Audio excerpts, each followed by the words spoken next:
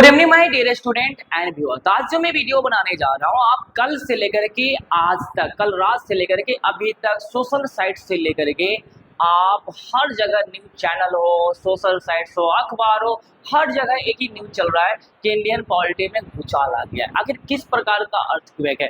Earthquake ये है कि हमारे भारत के जो उपराष्ट्रपति थे, जो वाइस प्रेसिडेंट जगदीप धनखड़ जी, उन्होंने रिजाइन दे दिया। अब न्यूज चैनल के गलियारों में बाकी एक्सपर्ट, आप पेपर न्यूज पढ़ लो या आप जो भी चीजें देख लो, जहां भी देख लो, अलग अलग चीजें चल रहा है कि आखिर जगदीप धनखड़ जी जो हमारे वाइस प्रेसिडेंट थे, आखिर उन्होंने रिजाइन क्यों दिया, इसके पीछे क्या कारण रहा होगा। जगदीप धनखड़ जी ने क्या बताया? उन्होंने ये बताया हेल्थ इशू को लेकर के मैं ये क्या कर रहा हूँ कि मैं ये जो पद है अब मैं इसे संभाल नहीं सकता, ये जो अथॉरिटी आप मेरे पास दिए थे अब मैं इसे नहीं संभाल सकता। तो जगदीप धनखड़ जी ने अपना जो चीजें हैं, जो उन्होंने रिजाइन क्यों दिया, वो अपना बातें उन्होंने साफ करके रख दिया। लेकिन न्यूज चैनल के गलियारों में ये चल रहा है कि ऐसा हो ही नहीं सकता, मतलब यहाँ पे कुछ और बातें, मतलब कहा ये जा रहा है कि बीजेपी और आरएसएस के बीच में, खास करके जो अध्यक्ष पद की, जो मतलब बीजेपी का जो अध्यक्ष है, पार्टी प्रेसिडेंट, कि जेपी नड्डा जी के बाद कौन होंगे, उसको लेकर के मैटर चल रहा था। ये एक न्यूज हो सकता है कि इसीलिए जगदीप धनखड़ जी ने क्या कर दिया, रिजाइन दे दिया, और हो सकता है कि बाद में वो पार्टी प्रेसिडेंट बन जाए। एक न्यूज ये चल रहा है गलियों में, मार्केट में, एक न्यूज ये घूम रहा है। दूसरा न्यूज ये भी चल रहा है कि सुप्रीम कोर्ट के मामले को लेकर के कुछ दिन पहले जगदीप धनखड़ जी, मतलब इंडियन प्राइम जो प्रेसिडेंट थे, वाइस प्रेसिडेंट, इनका एक खास करके उन्होंने एक स्टेटमेंट दिया था कि जो सुप्रीम कोर्ट है वो क्या करता है, आर्टिकल 142 मतलब अनुच्छेद 142 का प्रयोग करके, और जो पावर ऑफ पार्लियामेंट है, ठीक है, जो आपको जो पॉपुलर गवर्नमेंट है, जो लोकप्रिय सरकार होते हैं, जो डेमोक्रेसी से चुनकर आते हैं, वो कोई भी काम करता है तो सुप्रीम कोर्ट 142 आर्टिकल के इस्तेमाल करके उस काम को, पार्लियामेंट के एक्शन को रोक लगा देता है। मतलब 142 जो आर्टिकल है ना, वो एक एटम बम की तरह या मिसाइल की तरह, न्यूक्लियर मिसाइल की तरह क्या हो रहा है, तो भैया ये जो आपका जो सुप्रीम कोर्ट है वो इस्तेमाल कर रहे हैं। ये स्टेटमेंट जगदीप धनखड़ जी ने ये स्टेटमेंट दिए थे, तो ये मैटर चल रहा है। दूसरा तीसरा मैटर ये मार्केट में चल रहा है, तो पहला तो समझ में आ गया, दूसरा मैटर भी समझ में आ गया, Supreme court versus Jagdeep Dhankhar ji भी को दिन ये न्यूज चला था अनुच्छेद 142 को लेकर के, आर्टिकल 142 को लेकर के। तीसरा न्यूज ये चल रहा है कि जनरली क्या है ना, कि जो जगदीप धनखड़ जी को लेकर के कि जितने भी सांसद है, जो ऑपोजिशन लीडर है, खास करके जब राज्यसभा में ऑपोजिशन लीडर जब कुछ ये बोल रहे होते हैं या अपना साइड रख रहे होते हैं या अपना पक्ष रख रहे होते हैं, तो जनरली क्या होता है कि उनका माइक बंद कर दिया जाता है, या जनरली बहुत सारी चीजें आरोप लगाया गया। और जो वाइस प्रेसिडेंट होता है वो राज्यसभा का चेयरमैन होता है, तो इन पे ये आरोप लग रहा है कि जो ऑपोजिशन वाले जो पार्टी है उनको वो बोलने नहीं देते थे। और अभी देश का इस तरीके से माहौल चल रहा है जहाँ पे सरकार ये सोच रही है कि सभी पार्टी को हम एक साथ लेकर चले और देश को आगे बढ़ाने में जो हो सके वो ज्यादा आर्गुमेंट इस चीज पे ना हो कि कौन किसको क्या बोलने नहीं दिया जा रहा है। जिस तरीके से हमें ऑपरेशन सिंदूर के बाद जो आपको डिप्लोमेटिक क्रैश देखने को मिल रहा होगा, एक डिप्लोमेटिक क्राइसिस देखने को मिल रहा है, बहुत सारे मैटर को लेकर के अभी अफवाह चल रहा है ये इंडियन पॉलिटी के गलियारों में। क्या सच में आरएसएस और बीजेपी के बीच में मतलब खास करके पार्टी प्रेसिडेंट को लेकर के कोई नाम नहीं है, जिसके कारण जो इंडिया के वाइस प्रेसिडेंट जगदीप धनखड़ जी ने इस्तीफा दिया? या दूसरा कारण ये हो सकता है, क्या सच में supreme court versus Jagdeep Dhankhar ji का जो स्टेटमेंट, आर्टिकल 142, न्यूक्लियर मिसाइल का आइडियोलॉजी, क्या ये चीजें इनका इस्तीफा का कारण बना? या फिर उन्होंने जो स्टेटमेंट दिया था हेल्थ इशू, ये मेन मुद्दा है? या चौथा कारण जो मैं आपको जस्ट अभी बताया हूँ, खास करके अपोजिशन पार्टियों ने जो वाइस प्रेसिडेंट के खिलाफ, जो आपने देखा होगा इम्पीचमेंट जैसे तरीके जो इनके खिलाफ लेकर आए थे, तो बहुत सारे सवाल है जिसमें अफवाहों में, जो गलियारों में ये सब सवाल, 4-5 सवाल चल रहा है। तो आखिर क्या है ये सब पूरी चीज, और यहाँ पे हम लोग ये भी समझेंगे कि आखिर राष्ट्रपति जी, ठीक है, जो उपराष्ट्रपति होते हैं वो किस तरीके से इस्तीफा देते हैं, क्या कहता है हमारा संविधान, ठीक है, संविधान में कहाँ लिखा गया है कि उपराष्ट्रपति अपना रेजिग्नेशन, अपना रिजाइन किस आर्टिकल के माध्यम से वो देते हैं। दूसरा हम लोग ये भी समझेंगे जब वाइस प्रेसिडेंट नहीं होगा तो भी संसद, जो राज्यसभा, वो कैसे चलेगा, क्योंकि जो चेयरमैन तो होना चाहिए, सभापति तो होना चाहिए। तो फिर वाइस प्रेसिडेंट को लेकर के कितने दिनों के अंदर में चुनाव होगा, और जो डिप्टी चेयरमैन होते हैं उनका क्या होगा। अब मतलब वो चेयरमैन बनेंगे तो क्या कहता है हमारा संविधान, ये भी देखेंगे। फिर आपको मैं और यहाँ पे चीजें और भी आपको क्लियर करूंगा। जो वाइस प्रेसिडेंट होते हैं खास करके उनका चुनाव कैसे होता है। तो बहुत सारे जो आपके सवाल है, जो आपके कॉन्स्टिट्यूशनल मैटर है वाइस प्रेसिडेंट को लेकर के, ये सब चीजें मैं आपको आज बताने वाला हूँ। तो उससे पहले मैं आपको बता देता हूँ न्यूज क्या है। न्यूज ये चल रहा है मार्केट में, क्या चल रहा है ध्यान समझना। उपराष्ट्रपति पद से अचानक इस्तीफा देने के बाद जगदीप धनखड़ जी एक बार फिर सियासी चर्चा के केंद्र में। वैसे भी थे उन्होंने, जब सुप्रीम कोर्ट पे उन्होंने ये कहा था कि भैया वो जो सुप्रीम कोर्ट है ना 142 को न्यूक्लियर मिसाइल की तरह इस्तेमाल कर रहा है, उनके इस्तीफे को लेकर के कई तरह की अटकलें लगाई जा रही है। वहीं उनके राजनीतिक करियर के पुराने विवाद भी फिर से चर्चा में आ गए। खास करके जब वो ये पॉलिटिकल लाइफ में आए तो उनके बहुत सारा ऐसे विवाद है। क्या इसको लेकर के उन्होंने रिजाइन दिया, आखिर मेन इशू क्या है, तो ये मैं आपको बताने जा रहा हूँ। आई होप ये बेसिक बातें आपको समझ में आ गया होगा। उससे पहले आप समझो कि वो 2022 में धनखड़ जी क्या बने थे, जगदीप भारत के उपराष्ट्रपति बने थे। और मैं सिंपल बताऊं कि इंडिया में लगभग 5 साल कार्यकाल होता है, तो 2022 में बने थे तो 2027 तक इनका कार्यकाल था। लेकिन उन्होंने अपने कार्यकाल से ही 2 साल पहले उन्होंने क्या कर दिया है, रिजाइन दे दिया है। तो इनको लेकर के बहुत सारे सवाल मार्केट में चल रहा है। सबसे पहला देखो, जब 2019 में राष्ट्रपति से बनने से पहले, ध्यान से, पश्चिम बंगाल का जब वो राज्यपाल बने थे जगदीप धनखड़ जी, ध्यान से समझना न्यूज में क्या आया है। जुलाई 2019 में पश्चिम बंगाल का राज्यपाल बनने के बाद से वो लगातार राजनीतिक सुर्खियों में बने रहे। मतलब 2019 में जब वो वेस्ट बंगाल का गवर्नर बने थे तब से न्यूज हेडलाइन में या हाईलाइट में छपे रहते हैं। हेडलाइन में कौन, जगदीप धनखड़ जी। और अपने बातों से तो लगातार आपको पता ही होगा कि आप इंडिया में बहुत सारे लोग प्रेसिडेंट के नाम जाने या ना जान रहे हो, कमेंट बॉक्स में जरूर बताना कि इंडिया का प्रेसिडेंट का नाम क्या है, ठीक है।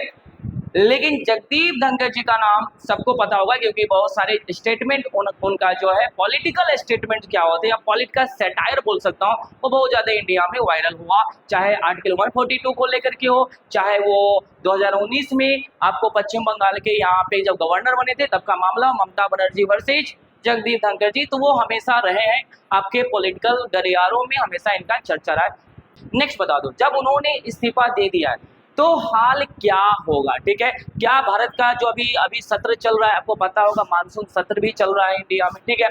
तो अब मानसून सत्र को कौन चलाएगा, राज्यसभा में। राज्यसभा का जो सभापति होता है वही भाई साहब ने इस्तीफा दे दिया। तो आपको पता होना चाहिए कि जो अभी डिप्टी चेयरमैन होंगे, ठीक है, वो आप बन जाएंगे चेयरमैन, ठीक है। और पूरा अभी कंट्रोल या पूरा का पूरा जो ये चीजें है तो वो करेंगे। तो क्या अब इंडिया में वाइस प्रेसिडेंट का क्या कोई चुनाव नहीं होगा, या चुनाव होगा तो कितने दिन के अंदर में होगा। तो ध्यान समझो क्या लिखा है, जगदीप धनखड़ ने स्वास्थ्य कारणों से इस्तीफा दिया। उन्होंने ये बताया कि भैया सिंपल कि मैं हेल्थ इशू को लेकर के अब मैं पद नहीं संभाल सकता, मेरा एज ज्यादा हो गया है। लगभग 74 साल के उम्र में वो बने थे उपराष्ट्रपति, और लगभग अभी 2025 चल रहा है, तो लगभग आप जान सकते हो लगभग वो अप्रॉक्स 76 या 77 के करीब वो हो चुके हैं। तो थोड़ा हो सकता है कि ये हेल्थ इशू हो, क्योंकि ये पूरा पद को संभालना और इंडिया की डेमोक्रेसी को संभालना छोटा मोटा तो बात है नहीं। 1.4 बिलियन पॉपुलेशन के संभालना ये बात होती है। तो हो सकता है ये जनरली हेल्थ इशू हो, तो फिर ये हेल्थ इशू के कारण से उन्होंने इस्तीफा दे दिया। तो फिर आगे क्या होगा, आगे सिंपल ध्यान रखना क्या होगा, उपराष्ट्रपति का चुनाव 60 दिनों के अंदर में होना नेसेसरी होता है। अभी क्या होगा, जो डिप्टी चेयरमैन है, ठीक है, वो अभी क्या करेंगे, अभी सत्ता को मतलब अभी चेयरमैन का पद संभालेंगे। लेकिन वाइस प्रेसिडेंट का चुनाव लगभग कितने दिनों के अंदर में हो जाना चाहिए, 60 दिनों के अंदर में हो जाना चाहिए। अभी हमारी इंडिया के जो डिप्टी चेयरमैन है वो कौन है, हरिवंश नारायण सिंह।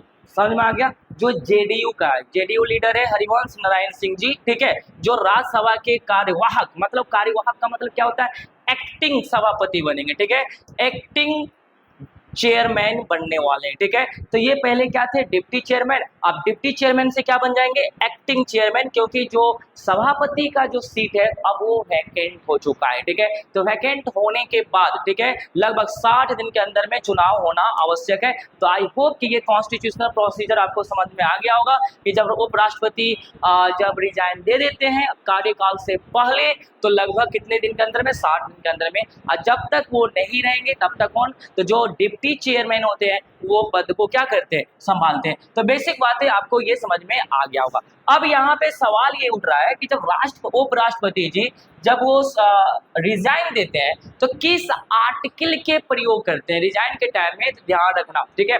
यहाँ पे ध्यान से समझने की कोशिश करना।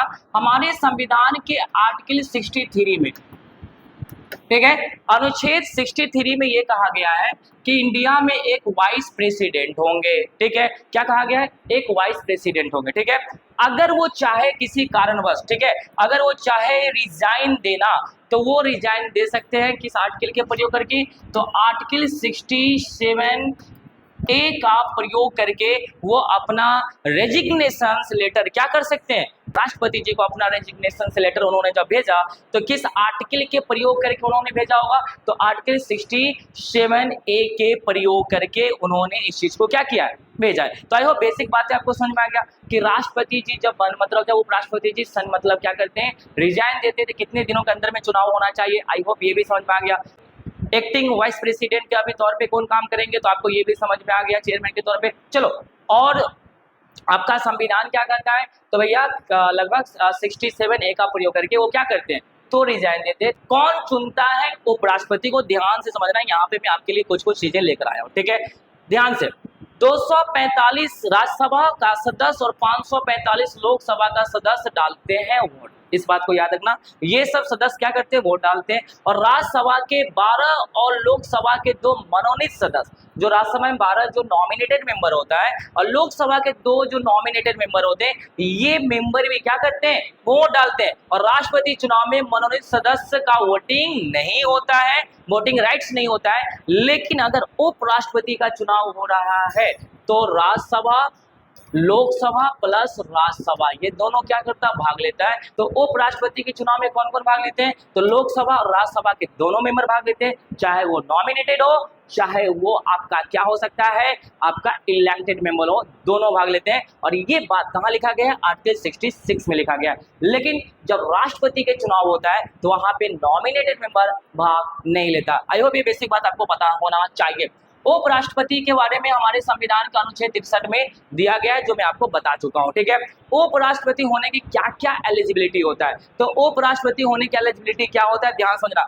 वो व्यक्ति भारत का नागरिक होना चाहिए, कम से कम 35 वर्ष का होना चाहिए, 35 ईयर्स का होना चाहिए कम से कम, और राज्यसभा के सदस्य के रूप में निर्वाचन के लिए अर्हता प्राप्त करना, मतलब राज्यसभा के सदस्य के रूप में योग्यता रखता हो। तो क्या क्या क्राइटेरिया ये समझ में आ गया, 35 साल का होना चाहिए, भारतीय नागरिक होना चाहिए और एलिजिबिलिटी होना चाहिए कि राज्यसभा के मेंबर बनने लायक, ठीक है। तो अब इन पे हमेशा आरोप यही लगा है, जगदीप धनखड़ जी पे हमेशा आरोप लगा है कि ये ऑपोजिशंस वाले लीडर को बोलने ही नहीं देते हैं। तो 4-5 आरोप लगा, जिसके कारण जो पार्टी है, जो बीजेपी सरकार है अभी वर्तमान में, तो जिस तरीके से डिप्लोमेटिक क्राइसिस आपको वर्ल्ड लेवल पे देखने को मिल रहा होगा, फॉरेन पॉलिसी में जिस तरीके से आपको देखने को मिल रहा होगा आफ्टर ऑपरेशन सिंदूर, तो सरकार चाह रहे हैं सभी पार्टी को एक साथ लेकर काम किया जाए।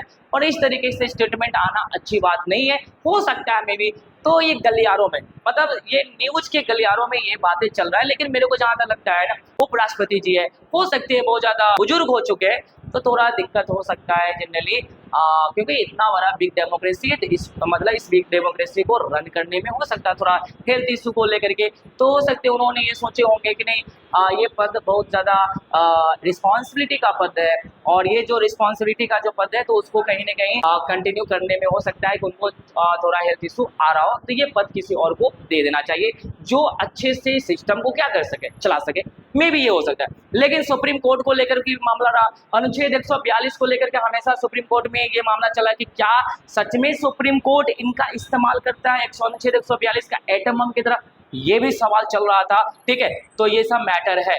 अब मैं जगदीप धनखड़ जी के बारे में, उनके पर्सनल लाइफ के बारे में बात कर लूं कि आखिर वो कहाँ जन्म लिए थे, क्या पूरी कहानी है। तो जगदीप धनखड़ जी का जो जन्म हुआ था 18 मई 1951 को राजस्थान के झुंझुनू जिले में हुआ था, ठीक है, के किठाना गांव में हुआ था।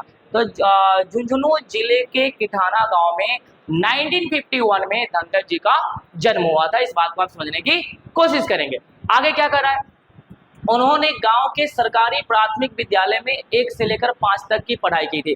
मतलब जगदीप धनखड़ जी सरकारी स्कूल में पढ़े थे और फिर घरधाना सरकारी मिडिल स्कूल में दाखिला लिया और फिर 1962 में स्कॉलरशिप पर चित्तौड़गढ़ सैनिक स्कूल में भी दाखिला लिया। उसके बाद ध्यान समझना फिर आगे कहाँ जा रहे हैं, तो उन्होंने जयपुर के महाराजा कॉलेज से बीएससी फिजिक्स ऑनर्स की डिग्री हासिल की।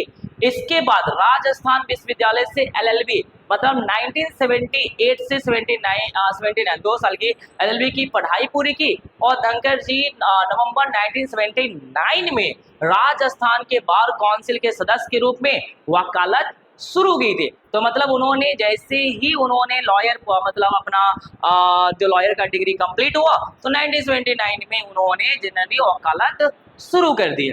आगे देखो क्या कहता, जब डिग्री उनका कंप्लीट हुआ था तो मार्च 1990 को उन्होंने राजस्थान हाई कोर्ट ने वरिष्ठ अधिवक्ता के रूप में नामित किया गया। 1990 तक आते आते राजस्थान हाई कोर्ट के सीनियर एडवोकेट के तौर पे क्या हो गए, इनका नाम आ गया। धनखड़ जी 1990 से ही सुप्रीम कोर्ट में ही वकालत करते रहे और 1990 से सुप्रीम कोर्ट में वकालत करते रहे। क्या किया, उनका राजनीतिक करियर 1989 में जनता दल के टिकट से शुरू हुआ था। ध्यान समझेंगे, जगदीप धनखड़ जी सत्ता में यानी राजनीति में कब आ रहे हैं, तो 1989 में जनता दल के टिकट से आ रहे हैं। भाजपा समर्थन, जहां पे भाजपा ने इस पार्टी को समर्थन किया था 1989 में। झुंझुनू लोकसभा क्षेत्र से चुनाव जीतकर शुरू हुआ, वो अपने ही लोकसभा क्षेत्र से चुनाव जीते थे। आगे 1990 से 1991 के दौरान केंद्रीय राज्य मंत्री भी रहे, ठीक है, और रहे। जनता दल विभाजन के बाद धनखड़ जी 1991 में कांग्रेस में शामिल हुए। मतलब सोचो 1991 में धनखड़ जी कांग्रेस पार्टी में शामिल हुए और अजमेर से कांग्रेस के टिकट पर लोकसभा का चुनाव लड़ा लेकिन हार गए, ठीक है। तो अजमेर मतलब ये 1991 में शामिल हुए थे, अजमेर से लोकसभा के टिकट पे चुनाव लड़े मतलब कांग्रेस की तरफ से, लेकिन लोकसभा में हार गए। साल 2003 में धनखड़ जी बीजेपी में शामिल हो गए और 1993 से 1998 के बीच वे किशनगढ़ विधानसभा सीट से विधायक रहे और लोकसभा और विधानसभा के अपने कार्यकाल में कई प्रमुख संसदीय समितियों का सदस्य भी रहे। तो कहने की लॉजिक है कि जो धनखड़ जी की जिंदगी हमेशा प्रोग्रेसिव लाइफ है। देखो धनखड़ जी क्यों गए, उन्होंने आखिर रिजाइन क्यों दिया, नहीं दिया, इससे तुम ये मत सोचो कि आखिर उन्होंने क्या कोई फाइट को लेकर रिजाइन दिया या बीजेपी के इंटरनल पॉलिटिक्स को लेकर के उन्होंने रिजाइन दिया या सच में जो इन पे ये सब चीजें सुप्रीम कोर्ट का मतलब ये सब चीजें या हेल्थ इशू को लेकर के। आप यहाँ पे जनरली ये समझो कि धनखड़ जी के लाइफ से कुछ समझने की कोशिश करो, इनका जीवन क्या है। देख लो कंटिन्यू इनके लाइफ कंटिन्यू प्रोग्रेसिव, वो आगे बढ़ रहे हैं, पीछे बढ़ने की नाम ही नहीं ले रहे, ठीक है, वो हमेशा आगे बढ़ रहे हैं और आगे बढ़ते बढ़ते वाइस प्रेसिडेंट तक चले जा चुके हैं, ठीक है। और उनका आप देखो लाइफ भी ओल्ड हो चुके हैं, ठीक है, हो सकता है हेल्थ इशू है, लेकिन आप भी फालतू के कमेंट या क्यों दिए होंगे इस्तीफा ने, इस सब के चक्कर में पढ़ने से अच्छा है उनके लाइफ से कैरियर से सीखो, सरकारी स्कूल से पढ़कर और यहाँ तक की यात्रा कंप्लीट कर ली। समझ में आ गया, लॉयर भी बन गए, सीनियर एडवोकेट भी बने हाई कोर्ट में, फिर आप क्या बना, तो उस समय के सरकारी स्कूल सोचो क्या रहा होगा उस समय के सरकारी स्कूल। आज के सरकारी स्कूल देख सकते हो क्या हाल है आज के सरकारी स्कूल के। तो आई होप ये बेसिक बातें आपको समझ में आ गया होगा। तो कमेंट बॉक्स में जरूर जवाब देना कि मैं नेक्स्ट वीडियो किस पे लेकर आऊँ, और जो लोग इस चैनल को देख रहे हो जरूर सब्सक्राइब कर देना। और साथ ही साथ मैं आपको ये भी बता दूं, जो बच्चे सीयूटी का तैयारी करना चाहते हो मेरे संस्थान निष्ठा सीयूटी में आप पढ़ सकते हो। तो आज के लिए यहीं तक, all the best, good day, take care.